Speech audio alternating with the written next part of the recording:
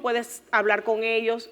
Entonces la gente comenzó a entender, en vez de entender que eran un resultado de la bendición y fidelidad de un hombre, comenzaron a entender que ellos eran algo especial y que Dios los escogió a ellos. La bendición de Dios hay que entenderla para no confundirnos, para no llegar al orgullo, para no llegar al prejuicio, para no maltratar. Esto que le pasó al pueblo de Israel nos pasa a nosotros también. Hay iglesias que piensan, yo soy más santo que tú, ustedes son pecadores, y tratan al impío, tratan al que necesita a Cristo, no como la persona a quien yo le debo de hablar y Dios me escogió para este ministerio de ministrar a las almas, sino que los ven como que yo soy mejor que tú. Yo soy santo, tú eres un impío, tú eres un pecador, tú necesitas arrepentirte, tú te vas a ir para el infierno. Y nos volvemos legalistas, que es un término bíblico. Porque los fariseos y los saduceos entendían que eran mejor que los demás. Y esa creencia que ellos tenían de que eran mejor que los demás hizo mucho daño al pueblo de Israel. Pero Cristo no vino a salvarnos para eso. Él no vino a decirnos, tú eres salvo y ahora tú eres algo especial, santo, glorificado, y ahora mira al mundo por encima. Si ese borracho, si borracho era yo. Esa prostituta, ¿cuántas salvas no hay que eran prostitutas también? Ese drogadicto, ese es drogadicto. Si nosotros somos los drogadictos arrepentidos, las prostitutas arrepentidas, los alcohólicos arrepentidos, no se nos puede olvidar de dónde Dios nos sacó. Porque el amor no se nos puede desgastar. Entonces, el pueblo de Israel, desafortunadamente, tenía esta cultura. Al estos hombres aceptar a Cristo, ellos comienzan a entender que el evangelio es para ellos, porque ellos son especiales, porque ellos son el pueblo escogido, porque ellos son diferentes. Entonces empezó la iglesia de Cristo con este prejuicio, donde no se aceptaban a los gentiles. Pero la idea de Dios, como hablamos la semana pasada, no era esa. La idea de Dios era que todos fueran salvos. Pero Él tuvo que trabajar con la gente que tenía. Dios tuvo que trabajar con los discípulos, judíos prejuiciados, enseñándole a ellos cómo amar a los gentiles. Entonces no nos podemos nosotros sorprender cuando a veces en la iglesia nosotros estamos equivocados o los líderes están equivocados o hay alguien que está equivocado, porque es muy común que nos equivoquemos y que tengamos un prejuicio. Sin embargo, Dios nos ama a nosotros también y nos quiere corregir. Y a veces nos pone en situaciones difíciles, incómodas y diferentes. Y cómete esta comida diferente, como le dijo a Pedro. Piensa de esta manera diferente porque yo quiero hacer algo distinto en ti. Dame la oportunidad de hacer algo distinto en ti. Podemos ser creyentes que aceptemos la corrección de Dios y lleguemos a otro nivel, o vamos a ser creyentes que nos quedamos en el mismo panorama. Y la bendición de Dios no está ahí. La bendición de Dios está en que obedezcamos, dejemos que Él nos cambie, nos transforme, abra nuestra mente y podamos alcanzar todo lo que Él tiene para nosotros. Todo lo que Él tiene para nosotros. Y dejar el prejuicio. Amén. Hay muchas iglesias que tienen solamente personas de una edad o de una raza o de una cultura. Es muy común que esto pase, pero esa no es la voluntad de Dios, porque no lo era en este tiempo y tampoco lo es ahora. Tenemos que aprender a amar a nuestros hermanos, no importa de qué lugar vengan, no importa de qué edad sean, en qué nivel estén. Tenemos que amar a la mujer que está casada y tiene sus hijos y tiene su esposo en la iglesia, como tenemos que amar a la soltera, como tenemos que amar a la que pasó por una violación y tiene un hijo y está sola. Tenemos que aceptarlos a todos, porque si no hacemos eso, no estamos haciendo la obra de Dios. Y muy importante saber que todos tenemos prejuicios y que todos tendemos a gustarnos la gente como nosotros. Ayer estábamos en una reunión y hubo un pastor que se sentó al lado de nosotros y nos decía, ¿sabes que en este año yo he enterrado gente? Muchísima gente yo he enterrado. Es más, ya yo me sé ya ese manual para hacer un funeral, yo me lo sé completo. En mi iglesia no hay ancianos, todos somos ancianos. Yo soy mayor y todos son mayores, no hay ni un niño ni un joven, nos decía él. No es que eso sea malo, porque ese es un pueblo que él tiene y que Dios se lo entregó para él bendecir. Pero es importante, él nos decía, ¿cómo yo puedo alcanzar a los jóvenes? Y nosotros le decíamos, nosotros tenemos muchos niños y muchos jóvenes, y sí tenemos personas en la edad de oro, pero son la minoría. Todos tenemos que mejorar. Nosotros tenemos que ver cómo alcanzamos el grupo que tiene él, y él tiene que aprender a alcanzar el de nosotros. No nos podemos quedar con las manos cruzadas, porque esta comunidad tiene todos los grupos, y la iglesia tiene que tener todos los grupos. Y la comunidad de él también tiene niños y jóvenes. ¿Qué puede hacer él para alcanzarlos? Esa debe de ser la oración de él y la preocupación, como nos decía también él y nos explicaba. Y esa es el área que él tiene que trabajar. No nos podemos quedar con las manos cruzadas, señores. Vinimos al Evangelio para alcanzar a otros. A eso fue que nos salvó Dios. Así que no nos quedemos tranquilos y callados cuando se quede todo igual.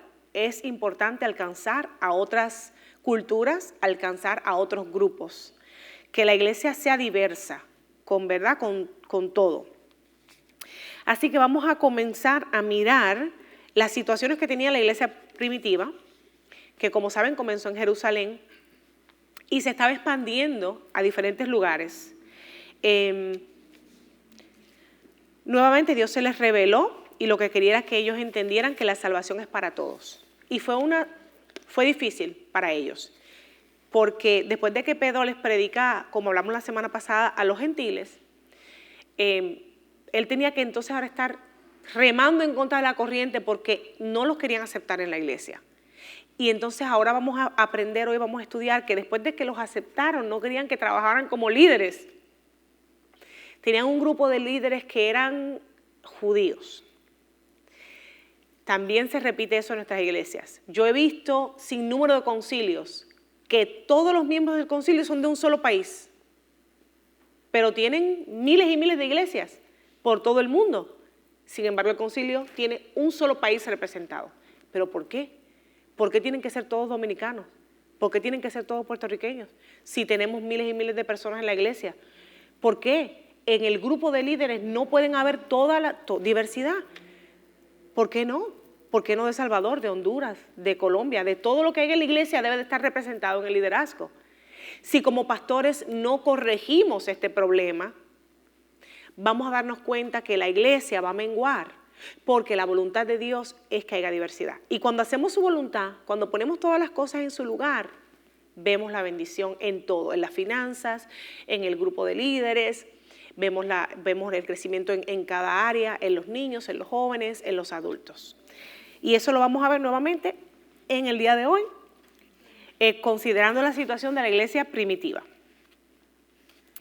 Así que vamos a entrar primeramente, al libro de Timoteo. Nuevamente, la iglesia tiene que tener un carácter plural, no singular, donde solamente haya un grupo representado. Debemos de buscar la pluralidad. Segunda de Timoteo 4 nos habla de Pablo y de unas situaciones que él estaba pasando cuando él predicaba el Evangelio. Vamos a ver el equipo que tenía Pablo.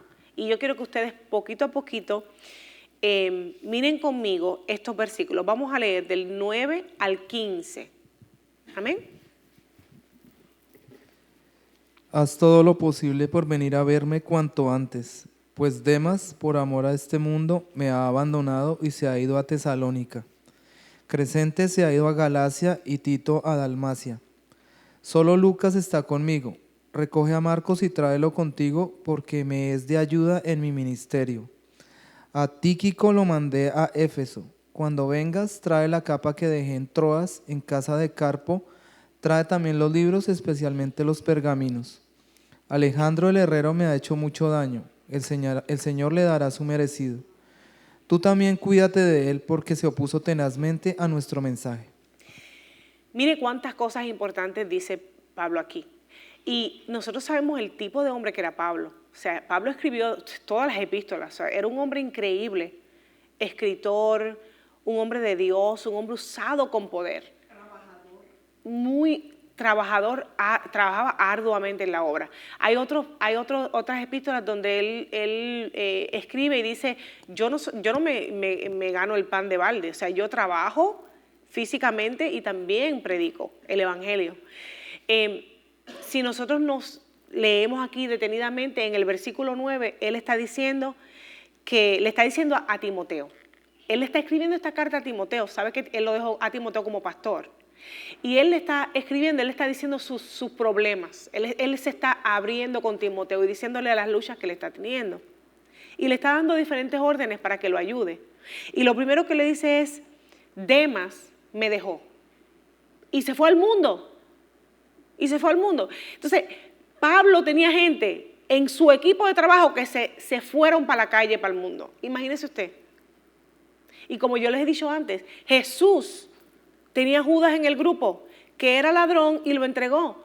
O sea, nosotros tenemos que analizar como líderes de la iglesia, como trabajadores de la obra del Señor, que es común que estas cosas pasen. A veces juzgamos el ministerio porque se fueron, porque a Pablo se le iban la gente, señores.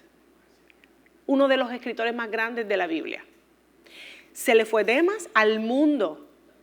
Se fue a Tesalónica, se fue al mundo. Se fue otro colaborador de él que se llamaba Crescente, se fue a Galacia. Otro Tito se fue a Dalmacia. Estos son 3 hombres que se le fueron a él. Solamente le quedó Lucas. Y cuando le queda Lucas, también él explica y dice que habían otros que él envió a hacer un trabajo. A Tíquico lo envió a Éfeso. Pero él le dice a Timoteo, trae a Marcos contigo. Tráelo, cuando tú me vengas a visitar, tráemelo, para que él me ayude. Porque Pablo se quedó con Lucas.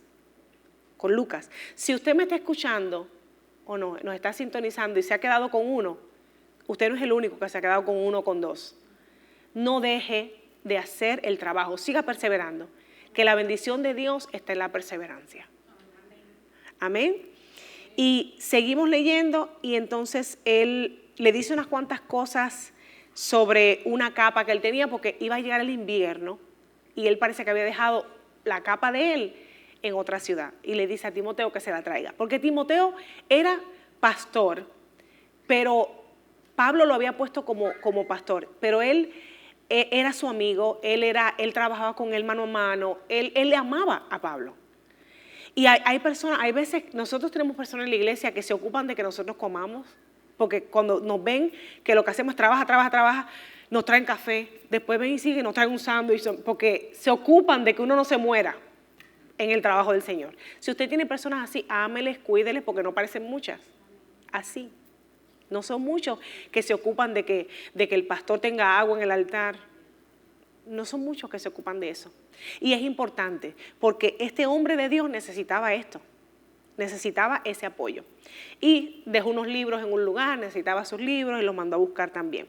Vamos a seguir leyendo el 16 al 18 para ver cómo continúa Pablo pidiéndole ayuda a Timoteo.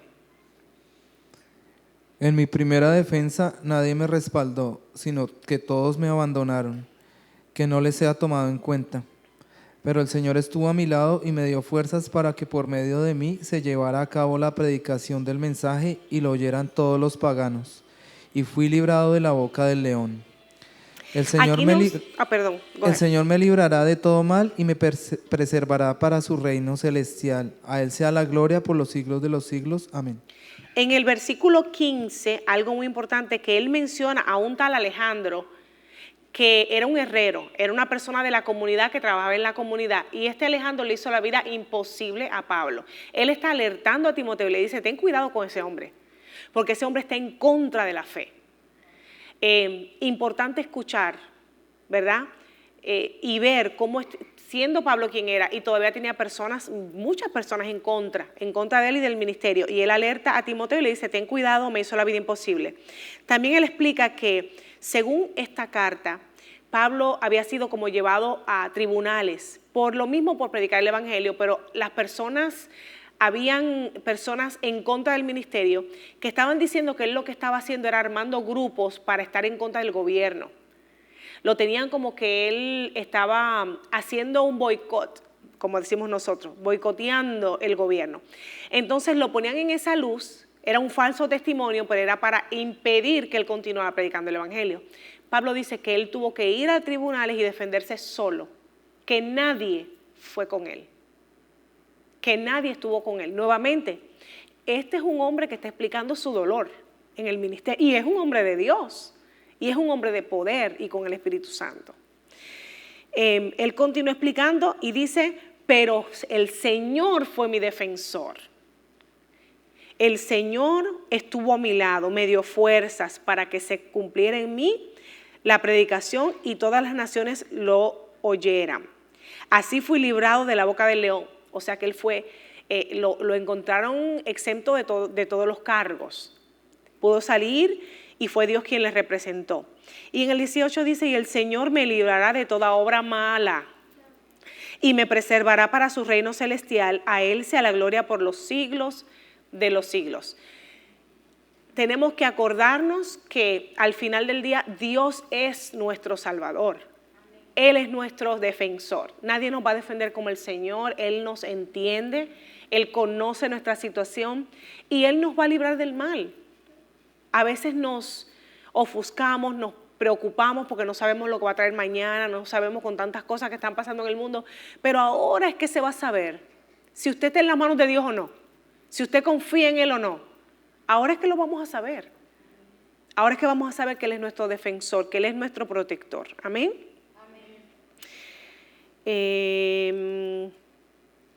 Nuevamente, en la clase que vamos a tocar hoy, vamos a ver cómo Pedro lleva un reporte a la iglesia de Jerusalén y él explica todo lo que ha pasado en la iglesia de Antioquía, que es una de las iglesias, los ministerios que comenzaron al principio saliendo de Jerusalén.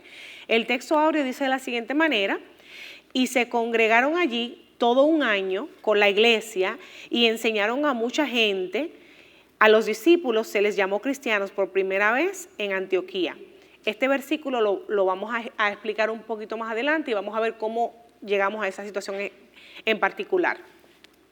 El pensamiento central dice: la iglesia de Antioquía sirve de modelo respecto a la necesidad de un buen equipo de obreros para hacer la obra misionera y lograr resultados perdurables. Vamos a ver cómo de esta iglesia de Antioquía salen líderes poderosos, profetas, hombres que ayudan al ministerio a seguir hacia adelante. Y vamos a aprender cómo ese equipo funciona y cómo nosotros podemos usar esas estrategias dentro de la iglesia. Los objetivos de hoy: número 1, conocer la importancia de un equipo unido para hacer la obra misionera. Número 2, desarrollar una actitud de humildad y de buenas relaciones entre los colaboradores. Y número 3, considerar la conducta que se requiere para ser parte de un equipo misionero. Muy importante, nos vamos a enfocar especialmente en el número 2, en cómo nosotros como líderes tenemos que aprender a trabajar con personas diferentes. Tenemos que aprender a escuchar a los demás. Yo creo que todos podemos escuchar más. A veces no dejamos a la gente ni hablar y yo soy culpable de eso, muchísimo. No escuchamos a nadie. Si nosotros tenemos un equipo, tenemos que escucharlos. Y si el equipo nos dice cosas que no nos gustan, tenemos que considerarlas aún más. Porque si usted tiene un equipo que está con usted todo el tiempo de acuerdo, eso no le va a ayudar a usted en nada. Si usted tiene un equipo que le ama con sinceridad y le dice: pastor, esto no funciona. Pastor, mire, por aquí las finanzas no están bien. Pastor, eso no nos conviene. Son personas que nos están ayudando porque aman la obra y están mirando dónde hay un problema. Gente que no dice nada, que oye todo y no dice nada. ¿Qué vas a resolver tú conmigo? ¿En qué tú me vas a ayudar? Yo necesito gente que sea más. Yo tengo ojos y necesito más ojos, pero para que vean y me expliquen y me digan: yo vi esto, resolvamos esto, busquemos esto. Mira, allí hay un murito que si alguien se cae nos van a dar un lawsuit, vamos a arreglar eso.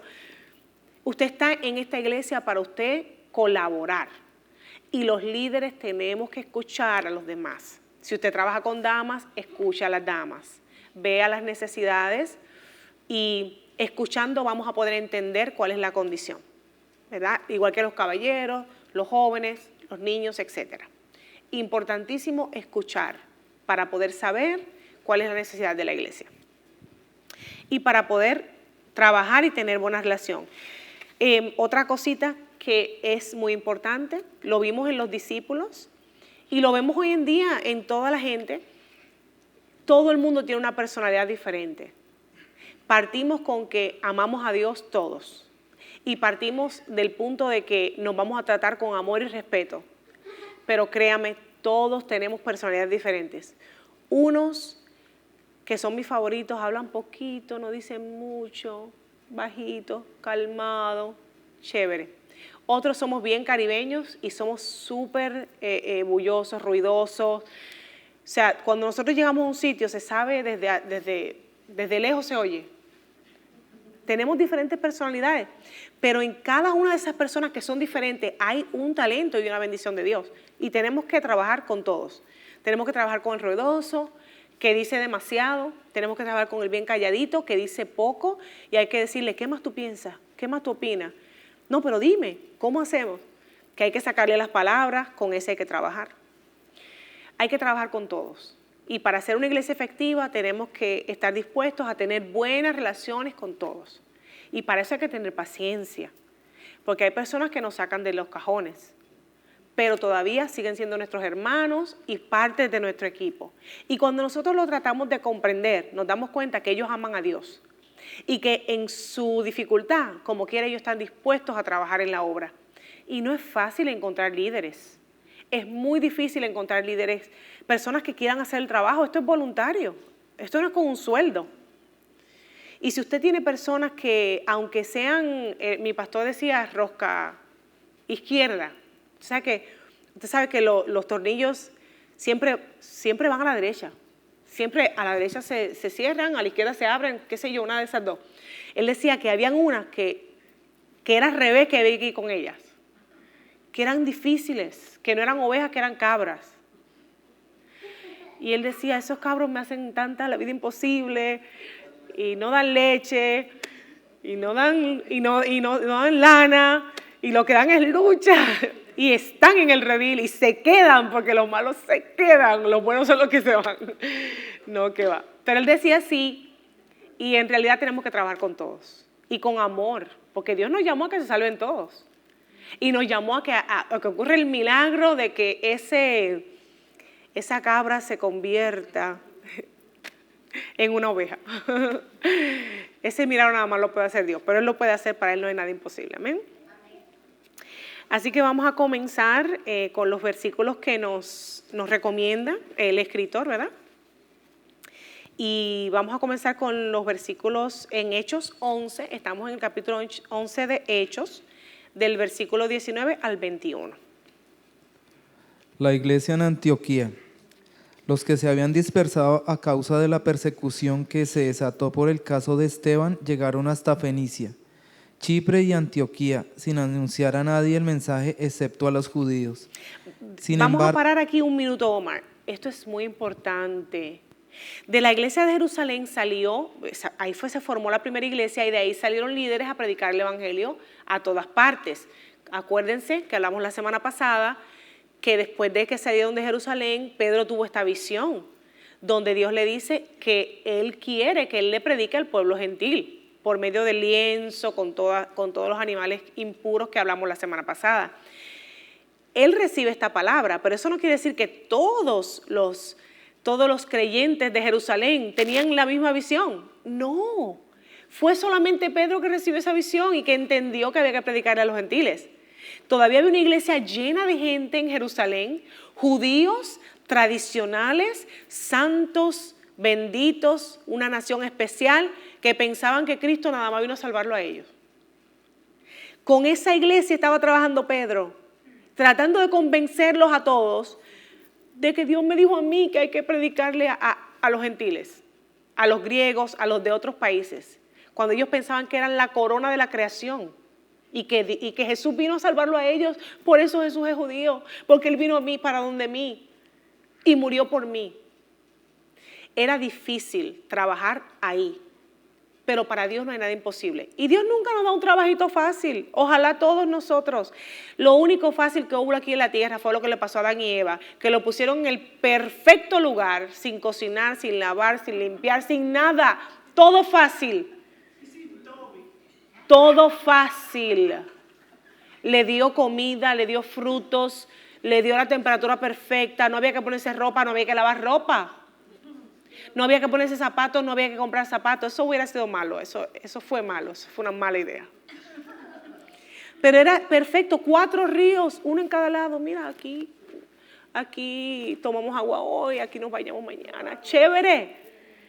Y Adán y Eva dañaron la situación. Pero eso era lo único perfecto que había en la tierra. Después de ahí, todo es difícil. Todo es cuesta arriba. Todo lo bueno cuesta. Como dice mi mamá, lo bueno hay que buscarlo en la universidad, pero lo malo se te pega solito. Las malas mañas, todo se pega solito. Pero lo bueno, tú tienes que ir a la universidad y aprender y quemarte las pestañas para poderlo recibir. Entonces aquí se dice que este grupo que salió de Jerusalén a predicar, no le predicaban a los judíos, a los gentiles. Solamente salieron a predicarle solamente a los judíos. Tú eres judío, vamos a predicarte a ti. Tú eres gentil, no, el evangelio no es para ti. Tú no mereces ser salvo. Así fue. Y vamos a seguir leyendo qué más estaba haciendo esta iglesia de Jerusalén, en el 20 y el 21. Sin embargo, había entre ellos algunas personas de Chipre y de Cirene que al llegar a Antioquía comenzaron a hablarles también a los de habla griega, anunciándoles las buenas nuevas acerca del Señor Jesús. El poder del Señor estaba con ellos y un gran número creyó y se convirtió al Señor. Entonces, Pedro está explicando aquí que hubo un grupo que él pudo alcanzar y que comenzó a entender la visión y a predicarle a los griegos. Un grupo pequeño de judíos comenzó a predicarle a los griegos. Y cuando ellos comenzaron a hacer esto, Dios bendijo de una manera tal este esfuerzo que comenzaron a salvarse los griegos, a arrepentirse, a recibir a Jesucristo. Y comenzó a crecer el grupo de gentiles que aceptaban a Jesús. Entonces dice aquí que la mano del Señor estaba con ellos y un gran número creyó y se convirtió al Señor. Entonces ahora había un grupo grande de gentiles que habían recibido a Cristo en Antioquía y ahora había que buscar cómo hacer una iglesia para que esta gente continuaran creciendo. Así que vamos a continuar en el versículo 22 a ver qué más ocurrió. La noticia de estos sucesos llegó a oídos de la iglesia de Jerusalén y mandaron a Bernabé a Antioquía. Vamos a ver aquí, vamos a ver qué pasó aquí. Y dice que la iglesia de Jerusalén lo supo y Dios es tan bueno y tan misericordioso que ellos lo tomaron a bien. Ellos no dijeron, ay, los gentiles se están convirtiendo, ¿qué es esto? No. Ellos dijeron, ellos están recibiendo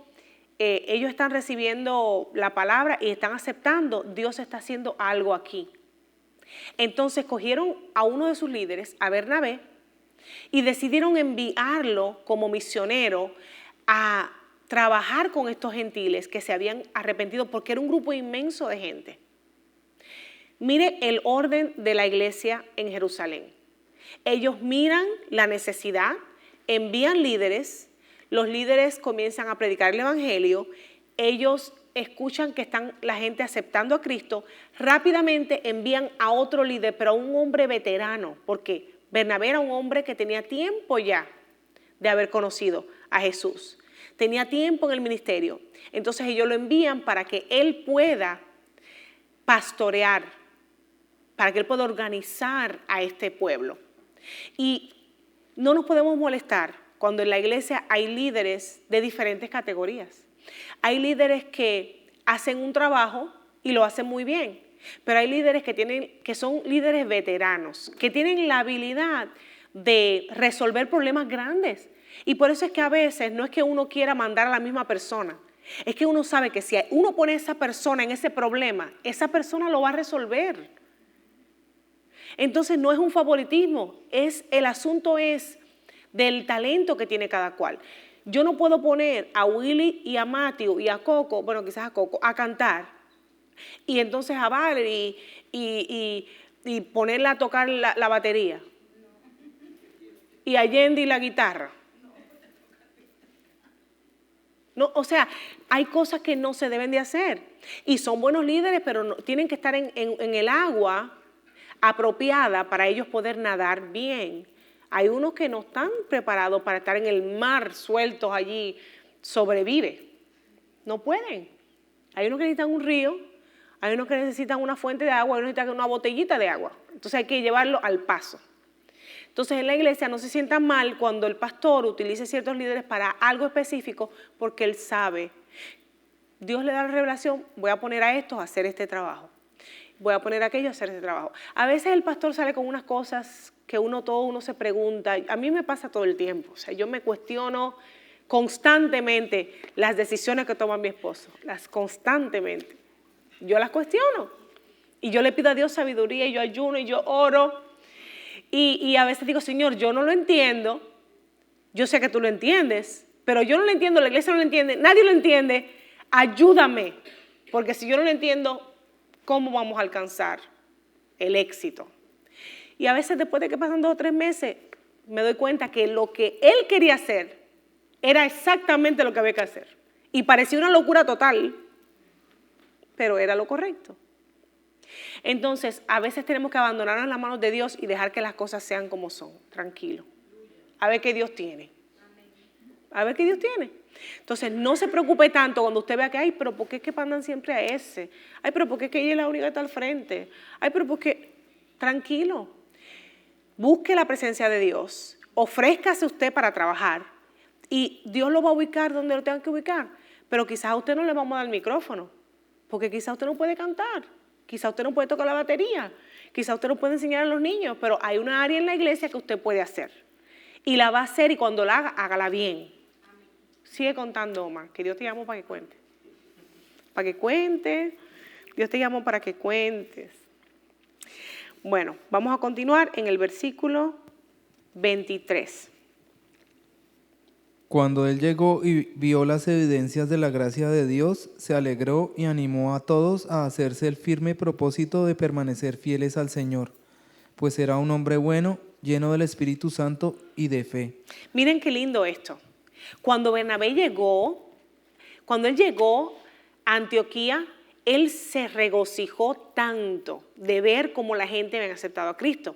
Entonces, él le llevó un mensaje específico. Me encanta el mensaje que le llevó, porque él les dijo a ellos, les exhortó a todos a que propusieran en su corazón permanecerles fiel a Dios.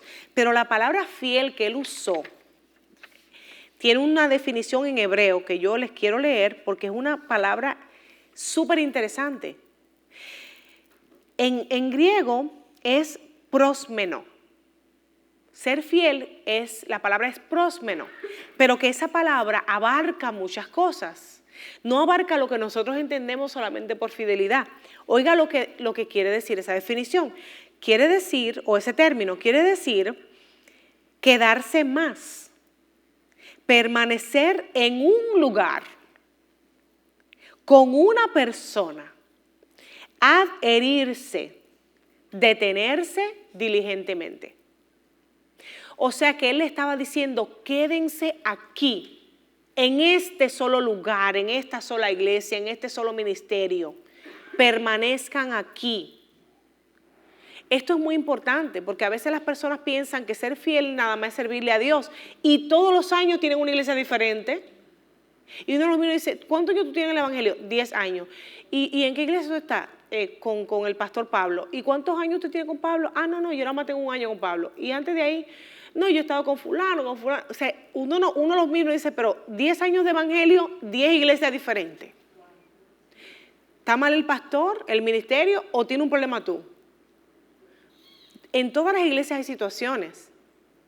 Pero Dios me lleva a un lugar y cuando yo sé que ahí es el lugar que Dios me quiere y es una palabra sana y es un ministerio con una visión bíblica, Yo no tengo que estar corriendo, yo me tengo que ajustar a lo que pasa ahí. Hay momentos que esa iglesia va a estar en una gran bendición, hay momentos en que va a tener dificultades.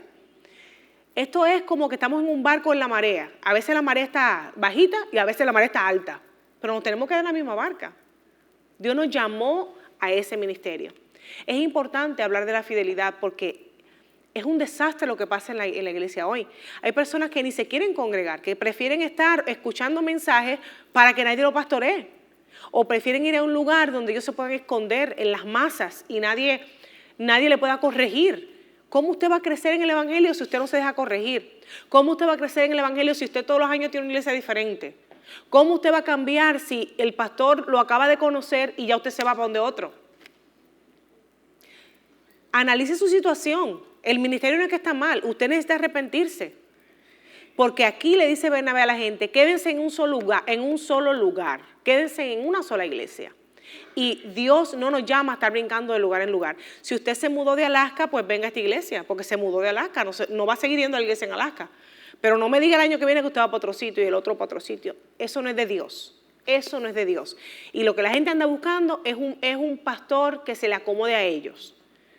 Y están bien un tiempo y cuando ya no se les acomoda, porque le dice algo que no les agrada, entonces buscan a otro. Como que esto fuera una heladería a buscar diferentes sabores todo el tiempo. Quédese ahí, aprenda a ser fiel. Que así es que uno crece. Por eso es que después la persona mueren salvos, mueren en Cristo, pero nunca desarrollaron su talento. Nunca desarrollaron el ministerio que Dios les llamó a desarrollar. Si eran evangelistas, nunca tuvieron en realidad... nunca vieron el crecimiento en su ministerio, porque no se quedaron en un solo sitio para coger raíces. Las plantas, el problema principal de una planta es cuando se saca de un lugar y se replanta en otro lugar. Las raíces se ponen nerviosas y les toma tiempo ajustarse y a veces nunca se ajustan y se seca la mata y se muere. Porque cuando usted saca una planta, muchas de esas raíces se quedan ahí.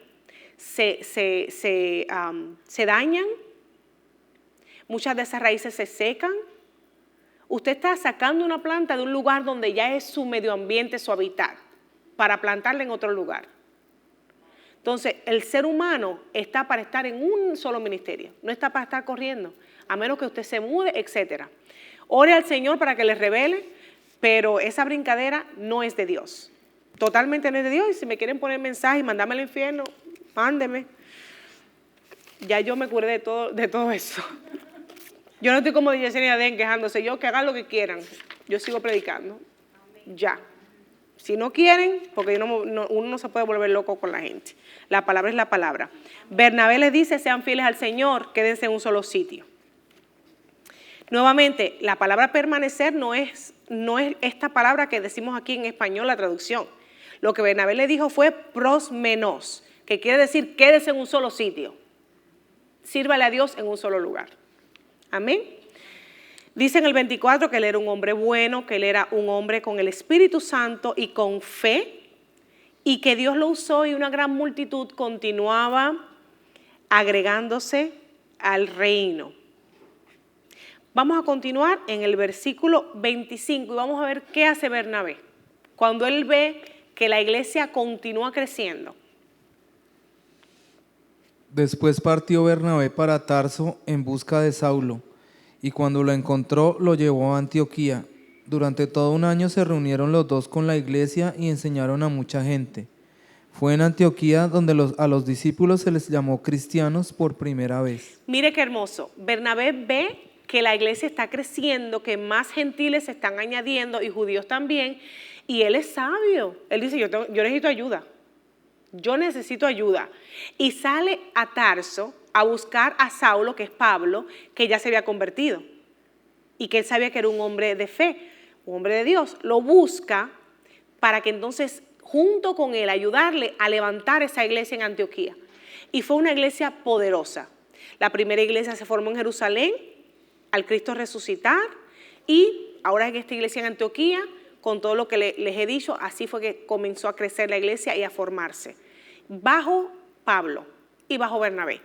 Pero Bernabé hizo una zapata, como decimos en mi país. Él hizo un trabajo fuerte, un trabajo fuerte para que la iglesia pues se organizara y se formara, y fue y buscó entonces a Pablo para continuar en esta obra.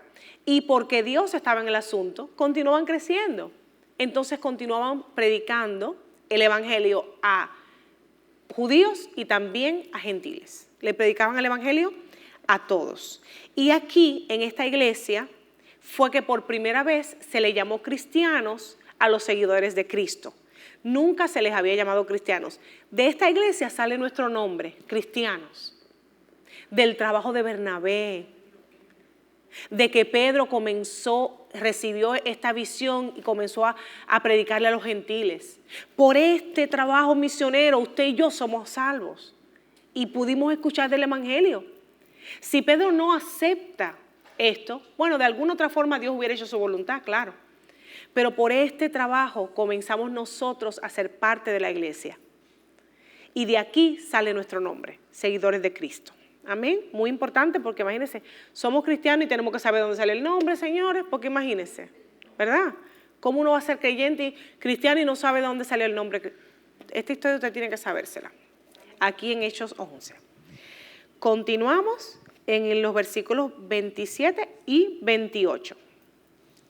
Por aquel tiempo, unos profetas bajaron de Jerusalén a Antioquía. Uno de ellos, llamado Ágabo, se puso de pie y predijo por medio del Espíritu que iba a haber una gran hambre en todo el mundo, lo cual sucedió durante el reinado de Claudio. Entonces decidieron que cada uno de los discípulos, según los recursos de cada cual, enviaría ayuda a los hermanos que vivían en Judea.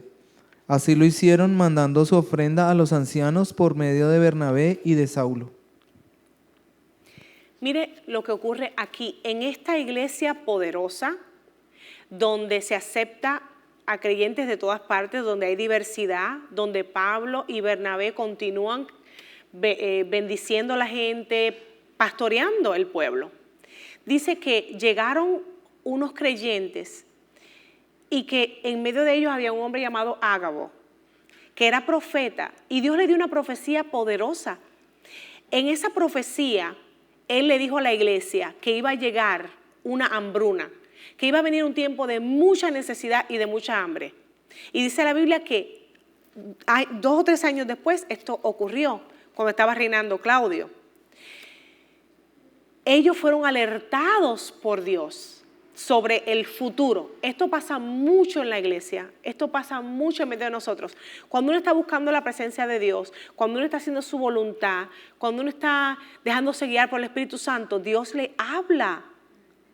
El Espíritu Santo se manifiesta, el Espíritu de profecía se manifiesta. Nos sobretoma y nosotros hablamos en profecía y es la palabra de Dios viva. Y el Señor nos alerta de lo que va a pasar en el futuro. Cuando los discípulos escucharon esto, comenzaron a colectar diferentes recursos para mandar a la iglesia en Judea para que ellos tuvieran suficiente cuando llegara esa hambre. El Espíritu Santo se manifiesta en medio de esta iglesia. Hay crecimiento, hay profecía. Y otra cosa que ocurrió es que el Espíritu Santo se manifestó igual que como se manifestó en Hechos 2. El Espíritu Santo descendió y los llenó a todos y hablaron en lenguas y recibieron el Espíritu Santo. La iglesia en Jerusalén se dio cuenta y comenzaron a decir, si Dios a ellos les dio el Espíritu Santo como nos lo dio a nosotros en el aposento alto, esta es la voluntad de Dios, este es el plan de Dios, vamos a seguirle predicando a los gentiles. Esa fue la evidencia para ellos de que literalmente Dios estaba en el asunto, porque el Espíritu Santo se manifestó con poder y recibieron lenguas igual que en el aposento alto en Hechos 2. Qué lindo ver cómo Dios obra en la iglesia y el orden de la iglesia. Esto que estamos leyendo ahora es un reporte que Pedro le lleva a la iglesia y es ahora una carta, pero era un reporte de todos estos eventos que estamos leyendo. Era un reporte que Pedro les estaba leyendo a la iglesia de Jerusalén, diciéndole, esto fue todo lo que pasó. Y terminó en las manos de nosotros, porque Dios lo permitió así. Para nosotros ver el trabajo, ver cómo envían un grupo de misioneros a Antioquía, comienzan a predicar, comienzan a predicar a los gentiles, se salvan, mandan a Bernabé, sigue creciendo la iglesia, Bernabé busca a Pablo, forman una iglesia, se les llama cristianos, el Espíritu Santo se manifiesta y llegan las profecías. Todo esto en ese mismo orden. Lo que quiere Dios que nosotros hagamos como iglesia, que estemos pendientes de las necesidades, que estemos enfocados en predicar el evangelio, que tengamos la diversidad que les hablaba antes. No podemos permitir que la iglesia se haga un lugar donde solamente haya un grupo, solamente matrimonios. ¿Y los solteros? Solamente los que tienen niños. ¿Y los que no? ¿Y las divorciadas? ¿Y los divorciados? ¿Y los necesitados? Tenemos que ser una iglesia que pueda predicar el evangelio a todos. Al jovencito que se pone el pantalón roto, que no sabemos por qué pagan por los pantalones rotos. No sabemos, pero cuestan caro los pantalones rotos. A ellos tenemos que hablarle. A ellos que no entienden por qué hay que quitarse una gorra dentro de la iglesia, pero ¿por qué? Déjelo con la gorra y que escuche el evangelio, olvídese de eso. No, es que antes lo hacíamos así, sí, antes lo hacíamos así, pero ellos ni entienden por qué se la quitan. Y cuando uno le dice, dicen, pero ¿por qué? Si es que me pega con los zapatos. No entienden. Pero es más importante que reciban la palabra. Tenemos que predicarles a todos.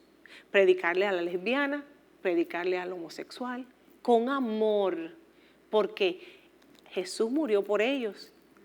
No puede ser la iglesia que aquí no aceptamos alcohólicos. Ese homeless, no le hablen, sáquenlo. Ese no es el evangelio de Cristo. Tenemos que tener amor y tenemos que hacer de ellos parte de la obra.